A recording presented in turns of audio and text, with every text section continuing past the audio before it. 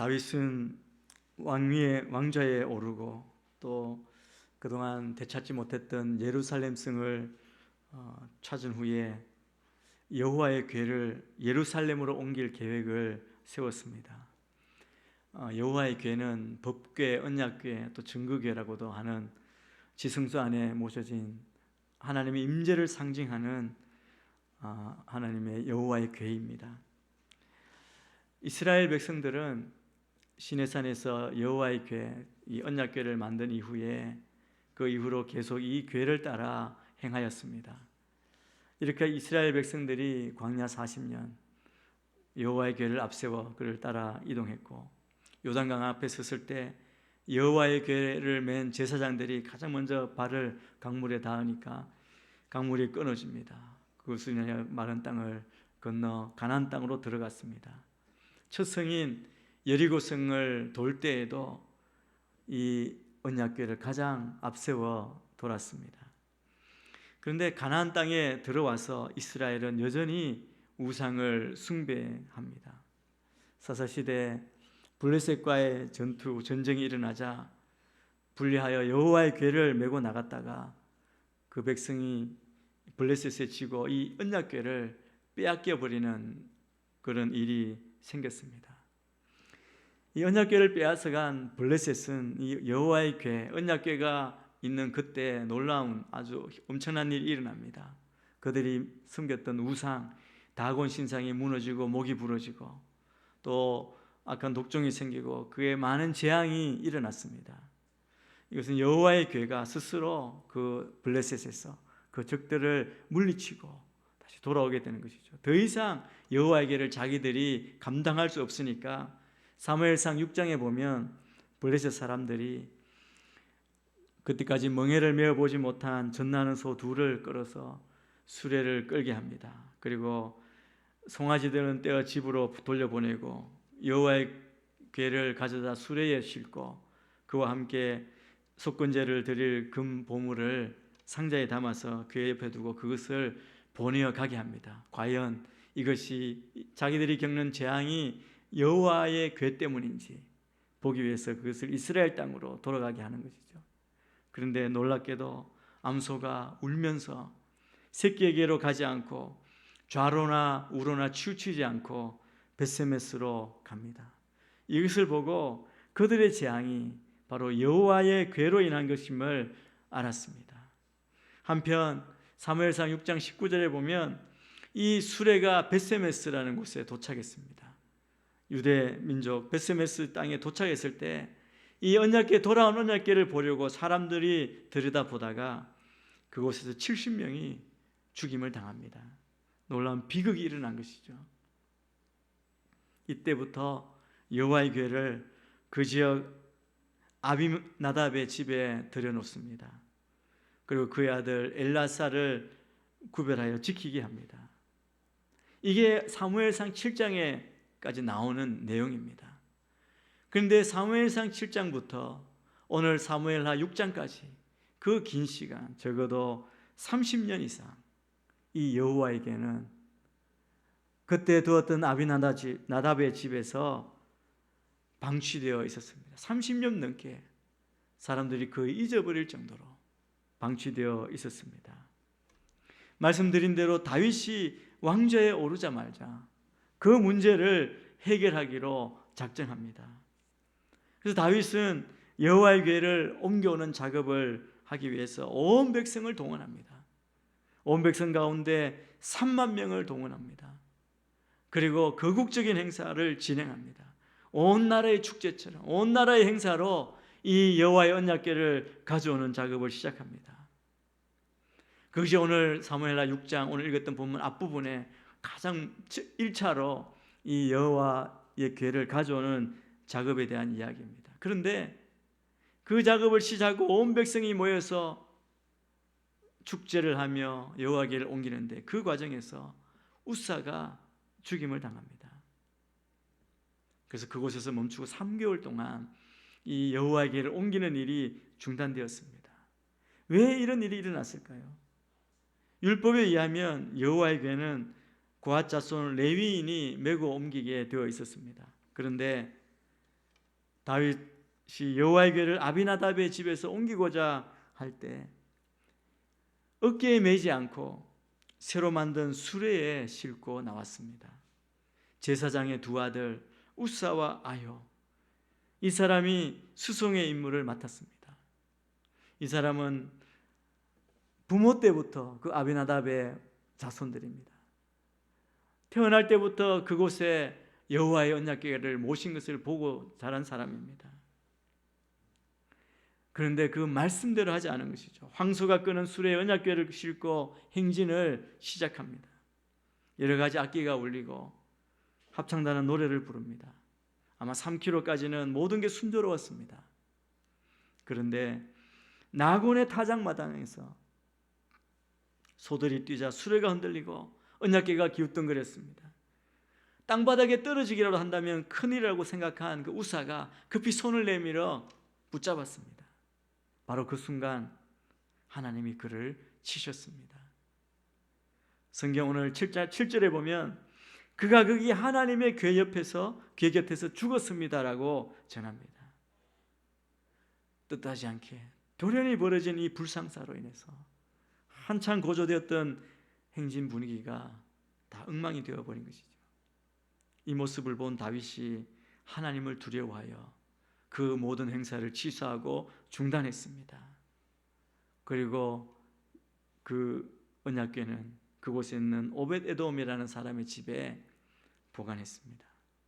그런데 임시로 여호와의 궤가 머물렀던 이 오벳에돔의 집이 여호와의 궤로 말미암아 온 집안이 그곳에 자기의 모든 소유가 복을 받았다는 소식이 다윗에게 들려왔습니다. 그러자 다윗은 이번에는 율법의 규정대로 여호와의 궤를 메어서 옮기는 일을 시작합니다. 다시 여호와의 궤를 옮겨오는 과정, 그 과정이 오늘 읽은 본문입니다.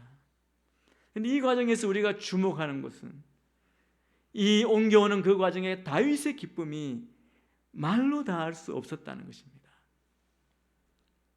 오늘 본문에서 기쁨을 주체하지 못하는 다윗의 모습을 볼 수 있습니다.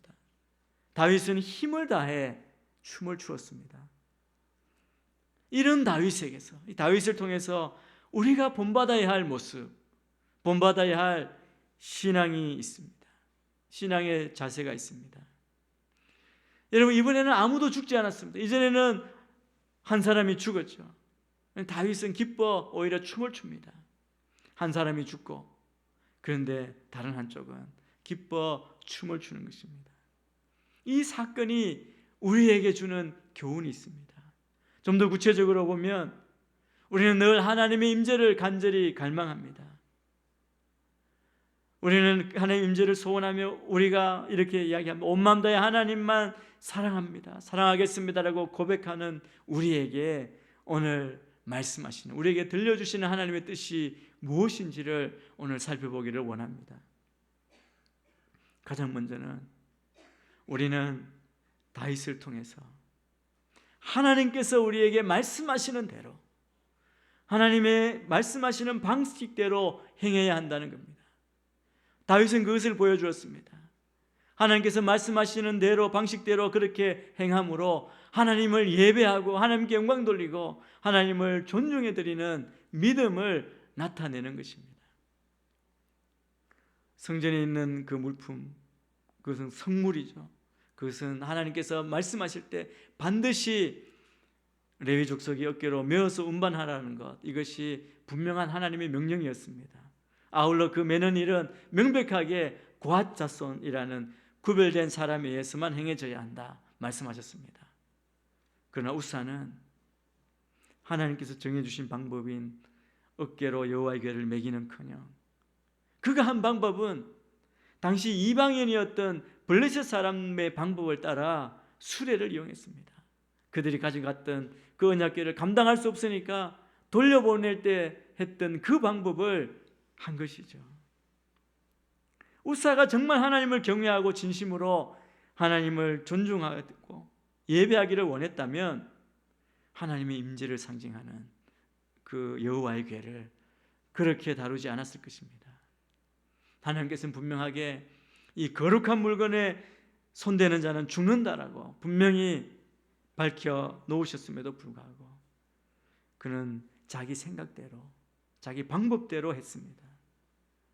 이것은 하나님을 예배하는 자, 하나님을 사랑하는 자, 하나님을 존중하게 거룩하게 여기는 자의 행동이 아니었습니다. 거룩하신 하나님을 거룩하지 못한 인간의 방법을 동원해서 모욕한 것입니다. 그것은 하나님을 경홀히 여기는 그런 태만함에서 비롯된 하나님을 경멸히 여기는 처사입니다. 이 거룩한 하나님의 궤를 평범한 그냥 옮겨야 될 물건, 화물 정도로 여긴 것이죠. 그러나 하나님의 명령에 순종하고 하나님의 명령대로 행하는 대신 편리함을 쫓았습니다. 매는 메고 움직여야 하는 것, 그 멜체를 쓴 것이 아니라 수레를 썼고 제사장이 매지 않고 황소가 끌고 오도록 했습니다. 순종도 없었고 제사도 없었습니다. 오직 편리함만, 편함만 생각했습니다. 이런 태도 앞에 하나님께서 진노하신 것 당연합니다. 우사가 목숨을 잃는 장면, 이것은 우리에게 경고하는 말씀입니다.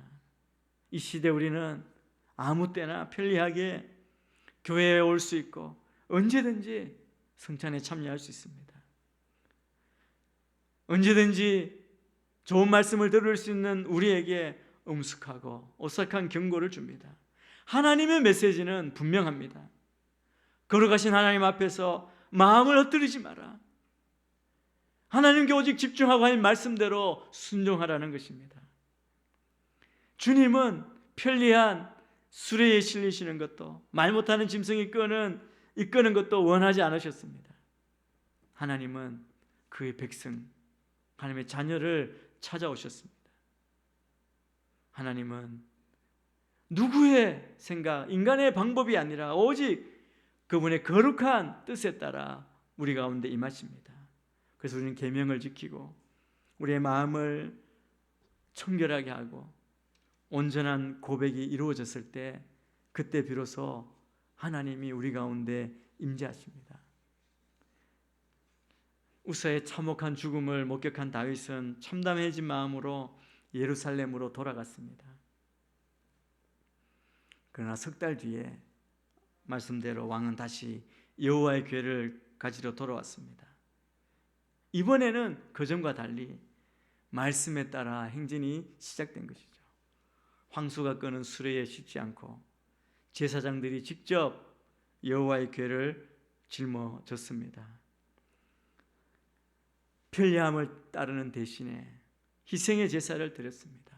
오벳에돔의 집에 하나님의 복이 임한 것을 본 다윗은 오벳에돔의 집으로부터 자신의 거처인 그 나라의 수도인 예루살렘 다윗성으로 여호와의 궤를 메어오도록 합니다. 그 백성이 함께 하나님을 예배하고 하나님의 임재를 경험하기 위함입니다. 우사의 그 예를 반면교사 삼아서 하나님께서 말씀하시는 방식대로 그렇게 행함으로 하나님을 존귀 여기고 영광 돌리고 예배한 것입니다. 오늘날 지금 현재 우리 많은 그리스도인들이 하나님을 경외하고 하나님을 존중해 드림으로 하나님께로부터 인정받는 존귀한 삶을 살고 싶다고 소망하죠. 내가 주님을 높이는 삶을 살기를 원합니다. 기도합니다. 그러나 하나님을 어떻게 존중해 드리는지 그 방법이 담긴 하나님의 말씀을 아는 일에 우리는 열심을 내지 않습니다. 하나님을 아는 지식, 하늘로부터는 하늘의 지혜를 쌓는 일에는 게으르다는 것입니다. 그러기에 하나님을 위해 우리가 열심을 내지만 잘 섬기려 하고 그리고 하나님을 높여드린다고 우리는 열심을 내지만 사실은 하나님께서 원하시는 방법이 아니라 자기의 소견에 맞는 방식을 택합니다. 나의 이익, 나의 탐욕, 나의 이름을 위해 일하는 것이 얼마나 많습니까? 아무리 동기가 좋다 하더라도 하나님의 일을 함에 있어서 가장 중요한 요소는 그 방법이 하나님의 뜻에 부합하느냐의 여부입니다. 하나님이 기뻐하시는 방식이 아닐 때는 하나님을 기쁘시게 해드리기는커녕 오히려 오늘 본문의 우사처럼 하나님의 진노를 불러일으키게 됩니다.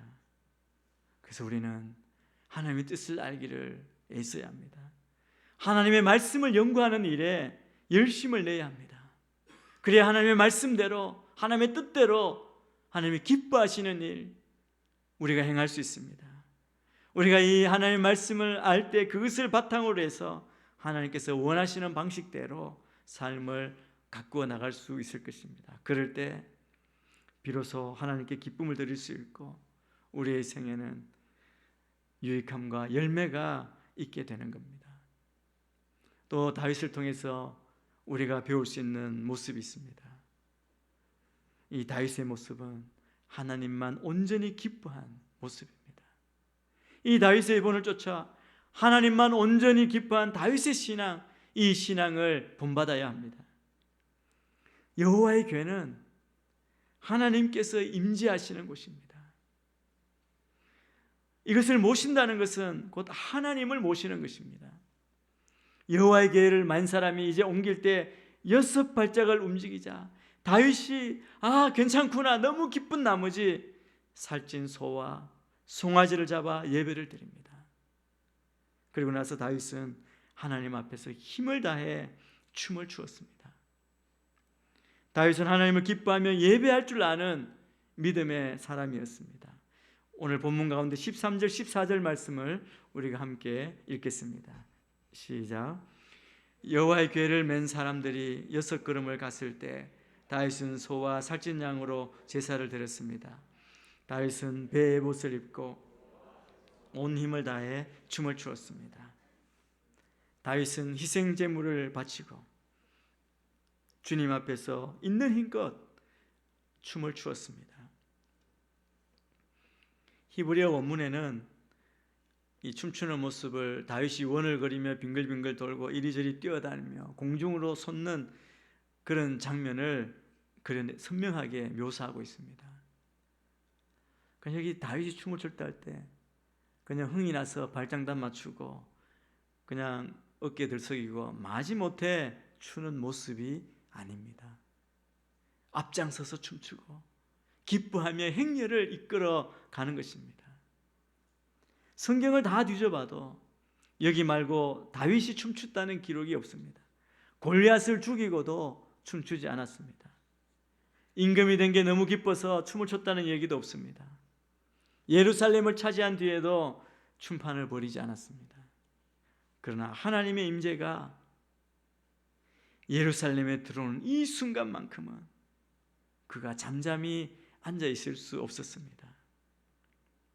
다윗이 그랬던 것처럼 우리도 주님의 거룩한 임재를 기뻐하고 즐거워하고 있습니까? 예수님 우리에게 말씀하십니다. 약속하셨죠. 내가 세상 끝날까지 너희와 항상 함께 있으리라 약속하셨습니다. 여러분, 주님의 이 약속, 내가 예수 믿고 나니 주님이 영원토록 떠나지 않고 나와 함께 하신다는 그 약속, 그것이 너무 감격스러워서 이부자리를 걷어차고 일어나 밤새도록 찬양해 본 적이 있으십니까? 다윗이 기뻐한 것은 환경 때문이 아니었습니다. 오직 하나님으로 인해 기뻐할 수 있었습니다. 다윗의 삶은 일생 동안 온 마음 다해 하나님을 사랑했고 하나님을 경외했고 하나님을 제일로 여기며 살았습니다.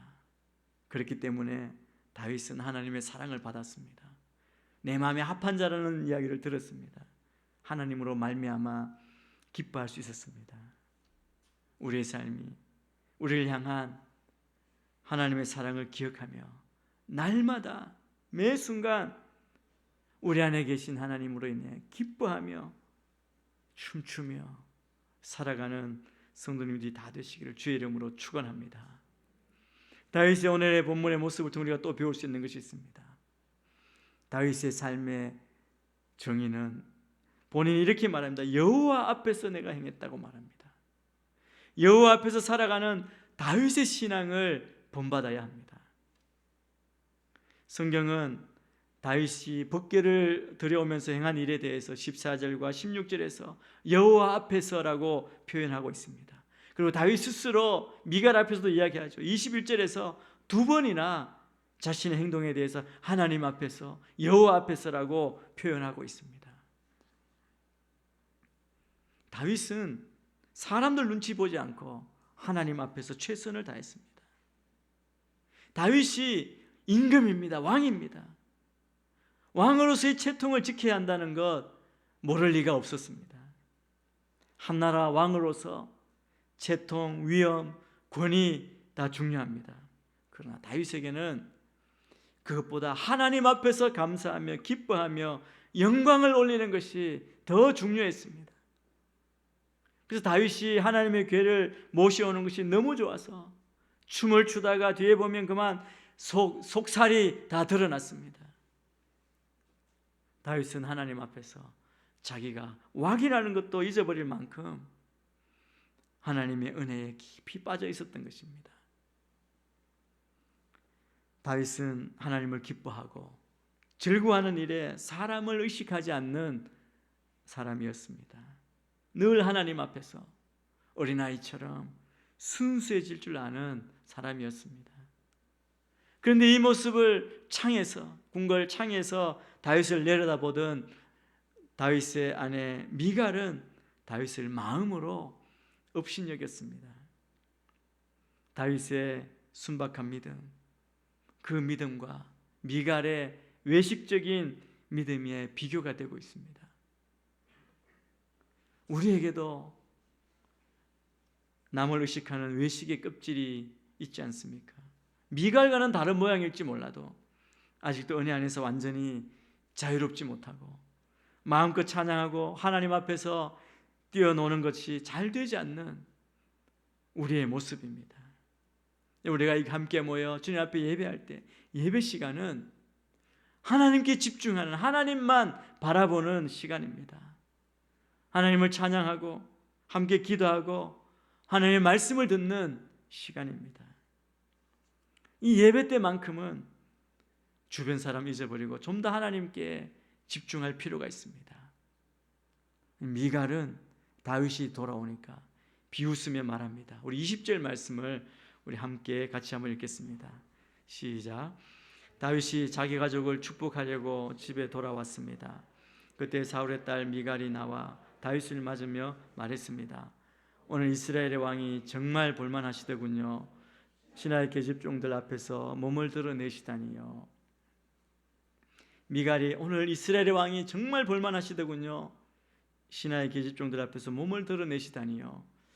저는 그냥 책 읽듯이 읽었지만 미갈이 이야기했을 때는 이렇게 하지 않았을 것입니다. 아마 업신여기며 조롱하며 비웃듯이 그렇게 말했겠죠. 미갈은 다윗의 아내이고 또 한 나라의 왕비입니다. 그런데 오늘 성경 말씀 자세히 보시면 성경은 그를 소개할 때 사울의 딸 미갈이라는 표현을 사용하고 있습니다. 이 말은 어떤 의미냐 하면 사울의 눈, 사울의 생각, 사울의 시각을 가지고 있는 여인이라는 뜻입니다. 모든 사람이 축복받는 가운데 혼자 진노 속에 있는 사람, 그 사람이 바로 미갈이었습니다. 모든 사람들이 법궤가 들어오는 것을 기뻐하며 춤을 추고 있는데 미갈은 궁궐에서 창문으로 구경하면서 다윗을 조롱하고 있었습니다. 미갈의 이 말은 어찌하여 왕으로서 채통을 지키지 못하고 바보 같은 짓을 했느냐는 겁니다. 그런데 다윗이 뭐라고 말합니까? 이는 여호와 앞에서 한 것이라고 말합니다. 사람들 보라고 한 것이 아니라 하나님 앞에서 그렇게 했다는 것입니다. 여러분, 우리가 눈으로 무엇을 보는가? 이건 정말 중요합니다. 미갈은 눈에 보이는 육신의 눈, 육의 것만 보았습니다. 그러나 다윗은 영원한 영의 것을 보았습니다. 미갈의 눈에는 여호와의 궤가 그저 성전의 한 기구로만 보였죠. 사람들만 보였습니다. 다윗의 눈에는 살아계신 하나님의 역사하심이 보였고 하나님만 보인 것입니다. 그렇기 때문에 그는 왕의 채통도 생각하지 않고 춤을 추며 전심으로 하나님을 찬양할 수 있었습니다. 우리 모두에게도 하나님 앞에서 살아가는 신앙이 필요합니다. 이거 우리의 모범을 보여준 다윗의 신앙을 본받아야 합니다. 그래서 날마다 언제 어디서나 우리 상황이 어떻게 변하든지 그것과 상관없이 하나님 앞에서 살아가는 주의 자녀들이 다 되시기를 주의 이름으로 축원합니다. 다윗은 남들이 모르는 무언가를 알고 있었습니다. 다들 잊어버린 일을 그는 기억했고 그 일을 기뻐했습니다. 하나님의 임재야말로 그분의 큰 선물입니다. 여러분, 주님의 가장 큰 선물이 무엇입니까? 그것은 그분 자신입니다. 아무것도 없어도 다 사라져도 그래도 우리는 춤출 이유가 있습니다. 기뻐할 이유가 있습니다. 왜냐하면 하나님이 계시기 때문에 그렇습니다. 그래서 우리가 가진 기쁨은 가뭄이 올지라도 변함없이 샘솟는 샘물처럼 우리에게는 영원히 솟아나는 기쁨이 있습니다. 이 기쁨이 온전한 기쁨, 하나님으로부터 오는 주님이 계심으로 우리가 받는 기쁨입니다. 다윗은 이 사실을 알고 있었음이 틀림없습니다. 그래서 하나님은 모든 자녀에게, 다윗뿐만 아니라 우리 모두에게 이 진리를 알려주고 싶어 하십니다. 우리는 절대 혼자가 아닙니다. 언제나 주님이 동행하십니다. 주님은 우리 주의 자녀들을 사랑하심으로 혼자 남겨두시지 않습니다. 두려움과 근심, 질병, 죽음에 대한 두려움, 그 두려움 때문에 떨도록 그냥 내버려 두지 않으신다는 것입니다. 그러니까 주님 한 분만으로 우리는 만족하다는 그 고백처럼 주님 때문에 우리가 잔치를 벌이고 마음껏 뛰놀며 기뻐할 수 있습니다. 다윗은 번제와 화목제를 드리고 난 뒤에 전능하신 여호와 하나님의 이름으로 백성들을 축복하고 남녀를 가리지 않고 온 이스라엘 사람들에게 각각 빵 한 덩이와 고기 한 조각, 금포도 한 덩이를 주었습니다. 그 기쁨을 함께 나누는 것, 더 배가 하는 것입니다. 하나님이 바로 우리 안에 계시니 기뻐해야 할 이유가 충분하지 않습니까? 우사나 미갈은 이것을 놓쳤습니다. 이제 우리는 우리 자신을 돌아봐야 합니다. 하나님을 향한 예배, 하나님을 향한 경외심이 사라지는 순간 우리는 죽음에 이릅니다. 우리를 만드신 창조주 하나님은 우리의 가문이 있으리나 거짓에 속아 넘어가지 않으십니다. 우리가 마음대로 할 수 있는 분이 아닙니다. 누가 명령을 해도 명령을 받지도 요술에 걸리지도 인간의 손에 끌려 나가지도 않으십니다. 하나님은 사랑으로 우리 가운데 임하시고 우리를 사랑하시고 치유해 주시고 도와주시고 간섭해 주시는 인격적인 하나님이십니다. 그래서 그분은 경건하고 순종하며 하나님을 찾는, 하나님께 갈급한 심령을 찾으십니다. 우리가 신앙생활을 하면서 다윗처럼 하나님을 기뻐하고 하나님 말씀대로 행하고 하나님 앞에서 행하고 하나님의 은혜에 감사하는 일로 우리가 하나님의 인정을 받고 그리고 믿음으로 승리하는 우리가 되어야 할 줄 믿습니다. 오늘 이 다윗의 모습을 기억하여 온전한 기쁨으로 온 마음 다해 하나님만 사랑하는 주의 자녀들이 다 되시기를 주님의 이름으로 축원합니다.